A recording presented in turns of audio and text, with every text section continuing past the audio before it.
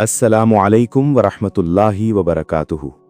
दोस्तों, हमारी रोज़मर्रा ज़िंदगी में अक्सर ऐसे मौक़े आते हैं जब हमसे कोई ऐसा सवाल पूछ लिया जाता है जिसका जवाब हमें मालूम नहीं होता।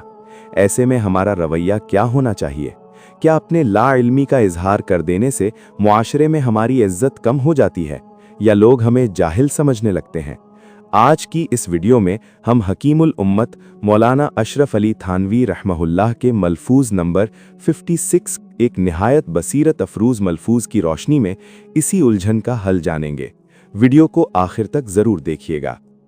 हकीमुल उम्मत रहमहुल्लाह का इरशाद गिरामी है, जो अम्र मालूम न हो बिला तकल्लुफ जाहिर कर देना चाहिए। फरमाया कि जो शख्स कभी कभी सवाल के जवाब में ला आलम यानी मैं नहीं जानता भी कह देता हो, अगरचे उसकी नीयत भी सही न हो, ताहम इससे जाह यानी इज्जत व मर्तबा बढ़ती है और सामईन समझते हैं कि ये शख्स जो कुछ बतलाता है उसी वक्त बतलाता है जबकि उसको खूब इत्मीनान होता है। बाकी नफ्सुल अम्र यानी हकीकत में खाह कुछ भी हो तो मुनासिब है कि बिला तकल्लुफ इस लफ्ज़ का इस्तेमाल किया करें और जो अम्र मालूम न हो कह दिया करें। यूं ना समझें कि इससे हमारी सुबकी होगी यानी बेइज्जती होगी। इस मलफूज का निहायत आसान और सबक अमूज मतलब यह है कि इंसान को कभी भी इस खप्त में मुब्तला नहीं होना चाहिए कि उसे दुनिया की हर चीज़ का इल्म है।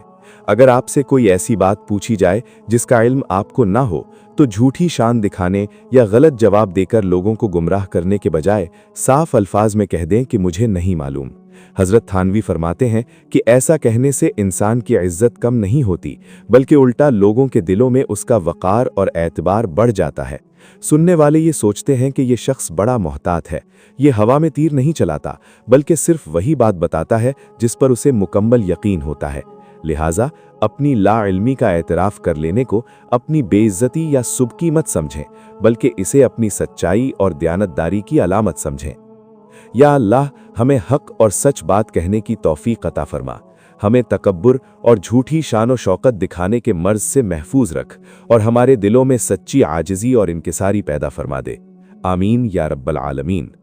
मोहतरम नाज़रीन, उम्मीद है हज़रत थानवी की ये मुख्तसर मगर जामिया नसीहत आपके दिल पर असरअंदाज हुई होगी।